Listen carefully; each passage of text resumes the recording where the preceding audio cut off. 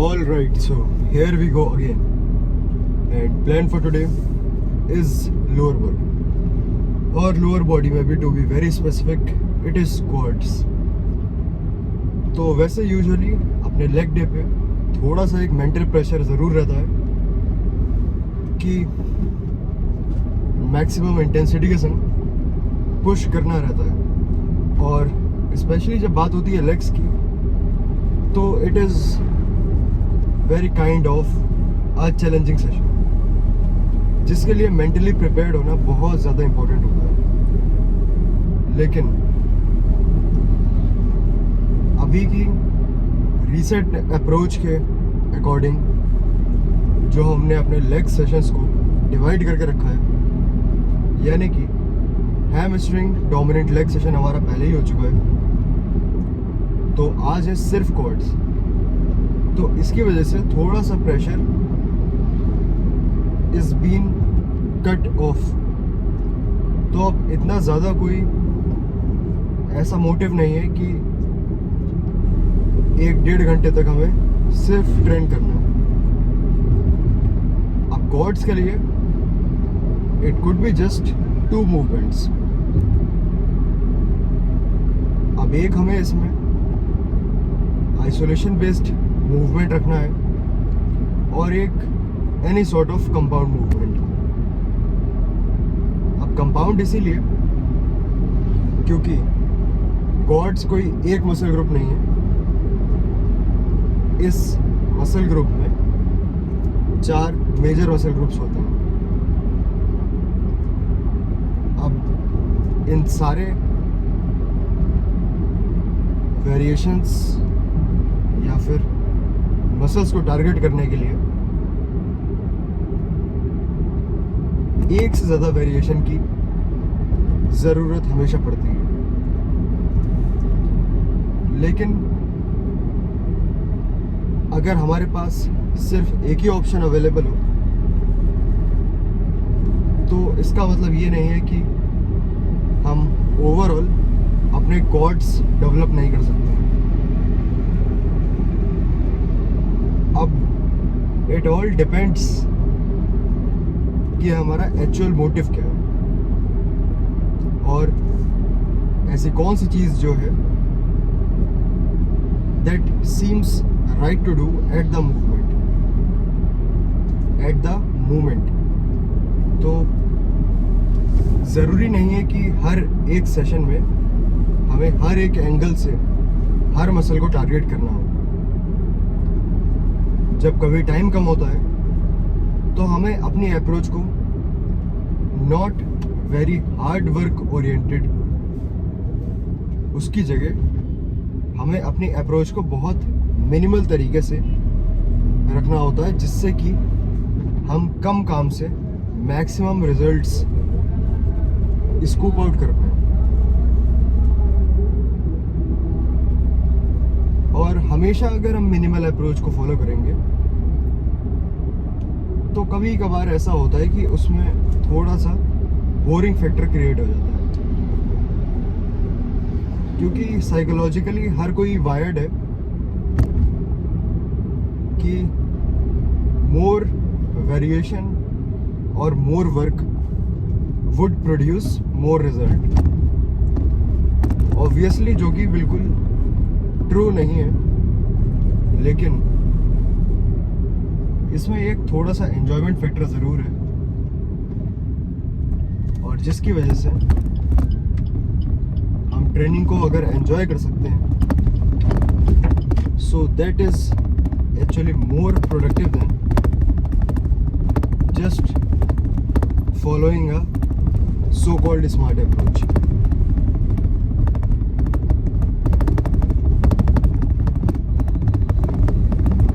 That is the main factor or reason behind if someone does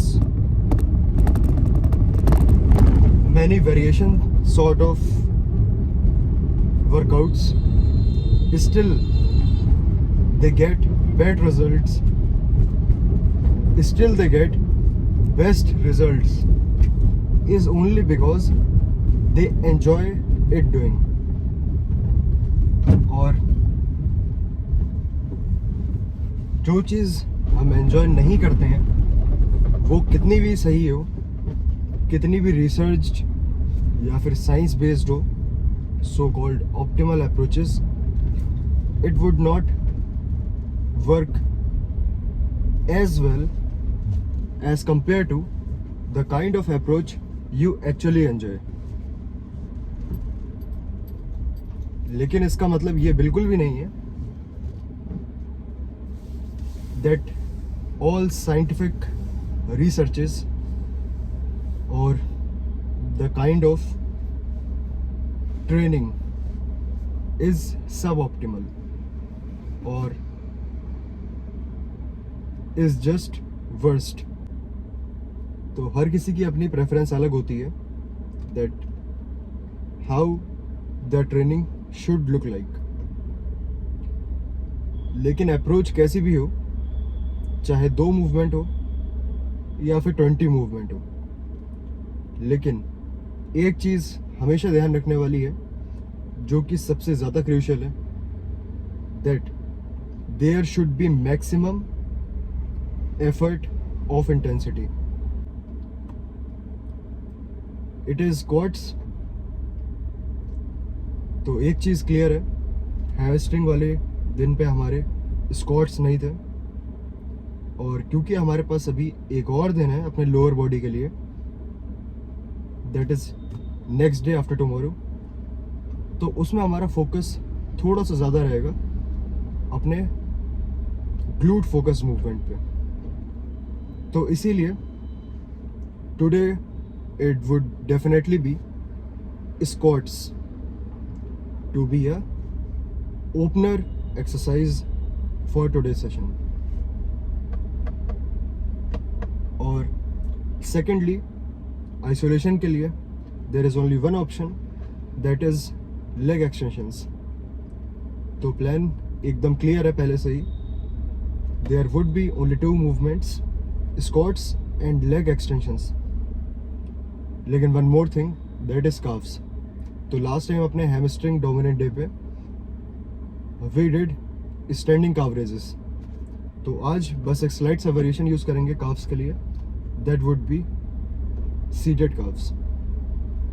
तो फिर चलते हैं सीधे अंदर और स्टार्ट करते हैं अपना ब्रूटल लेग डे.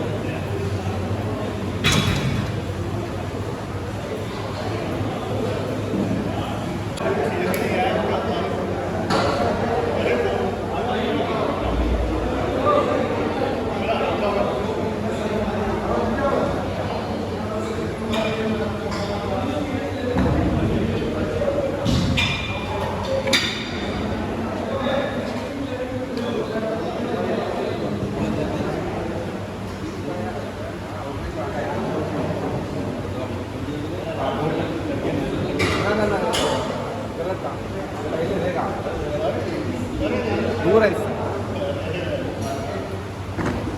लड़की तो बहुत है लेकिन खत्म नहीं बेकार है। अब उम्र देख रहे क्या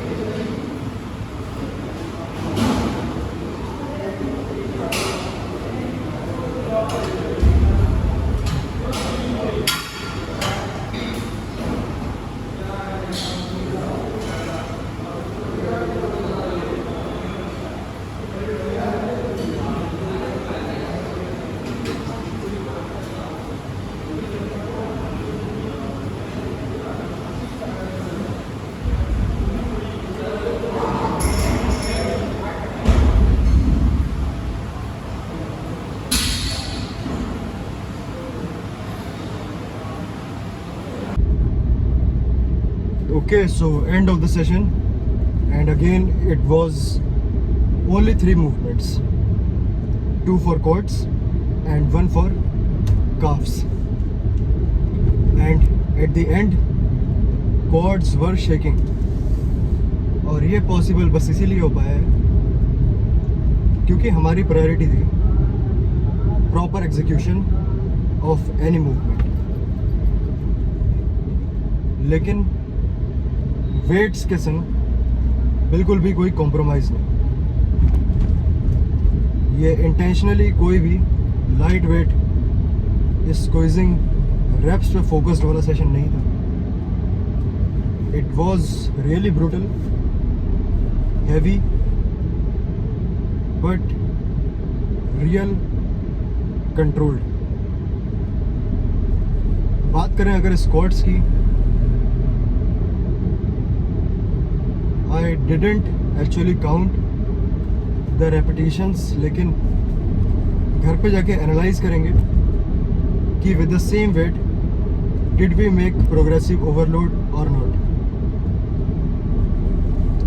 बात करें अगर ट्रेनिंग वेट की, so it was 3 plates of 10 each side, that is 30 plus 30 60, 60 plus 20 of bar and all over 80 kg। तो 80 kg स्क्वाट्स कोई बहुत ज़्यादा बड़ा नंबर नहीं है और बहुत छोटा नंबर भी नहीं है अगर कंपेयर करा जाए बॉडी वेट से। So it is higher of course, लेकिन मैटर ये चीज़ करती है कि हम कम से कम वेट से ज़्यादा स्टिमुलेशन जनरेट कर पाए। What we want is to stimulate maximum certain muscle group, not to lift heavy as possible। तो 80 kg के वार्म अप से पहले I did one warm up set of 100 kgs it was feeling just all right. Strength थी इतनी कि उसकी भी 4 to 5 repetitions possible हो पाए। लेकिन व्हाट आई नोटिस्ड वॉज कि उसमें थोड़ा सा फॉर्म के संग कॉम्प्रोमाइज़ हो रहा था। That is leaning too much on front and not able to make a deep brace, और जिसकी वजह से आई वॉज फीलिंग कि क्वाड्स पे थोड़ा कम इम्पैक्ट आ रहा है और ग्लूट्स पे और हैमस्ट्रिंग्स पे या फिर और स्टेबलाइजर्स मसल्स जो होती हैं उस पर ज़्यादा आ रहा है। अब क्योंकि आज हमारा टारगेट था सिर्फ क्वाड्स, तो हमें ऑफ कोर्स एम्फोसिस ज़्यादा अपने क्वाड्स पे ही रखना था। Already squats and more than squats it was free weight barbell squats. एक कंपाउंड मूवमेंट है। कंपाउंड मूवमेंट में एक से ज़्यादा मसल ग्रुप इन्वॉल्व होते हैं, यानी कि quads, hamstring, glutes, posterior chain. लेकिन इसमें अगर हम सही टेक्निक के संग इसे एग्जीक्यूट करें तो हम अपने क्वाड्स को बहुत ज़्यादा इसमें फोकस में रख सकते हैं और उसमें बहुत ज़्यादा स्ट्रेंथ का कोई रोल नहीं होता है। उसमें ज़्यादा रोल होता है टेक्निक का।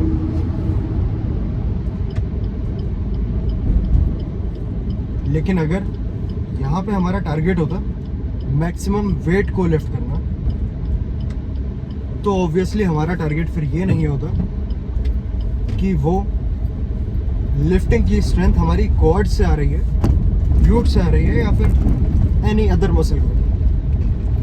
हमारी फुट पोजीशन शिवर कर रही है, ओरिजिनल पोजीशन हमारी चेंज हो रही है, ये सारी चीज़ें उसमें मैटर नहीं करती। लेकिन when it comes to just specifically training, whether it is compound movement or any free weight movement, target हमारा तब भी बहुत ज़्यादा टू द पॉइंट होता है।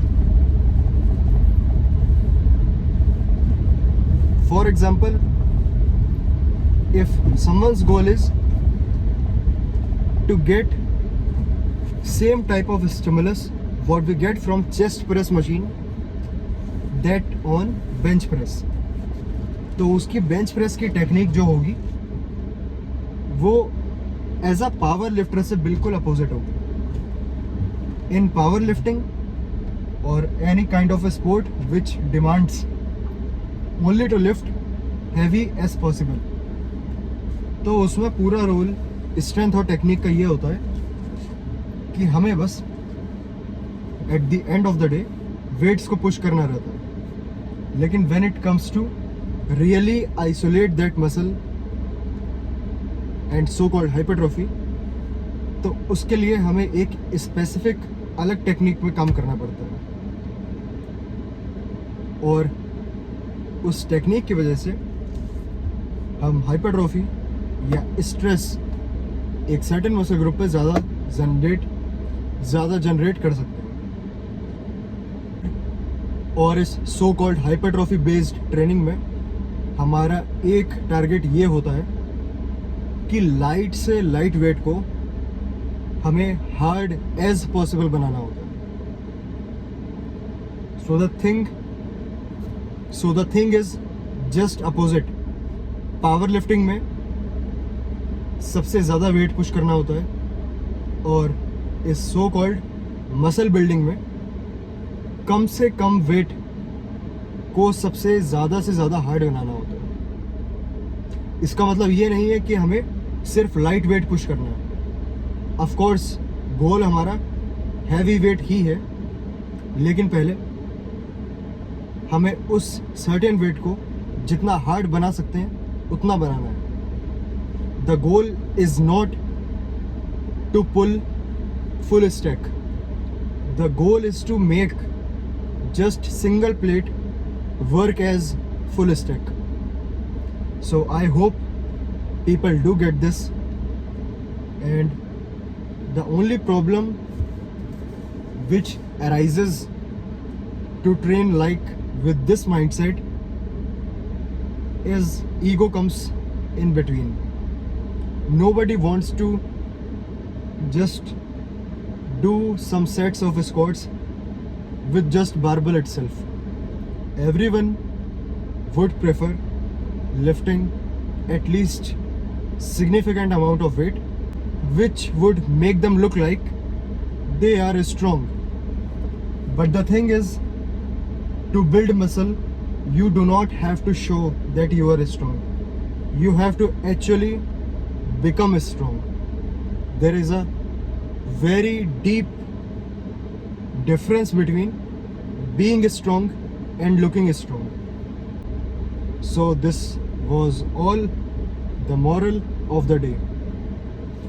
एंड करते हैं आज के लिए यहाँ पे और मिलते हैं कल के नेक्स्ट सेशन के साथ.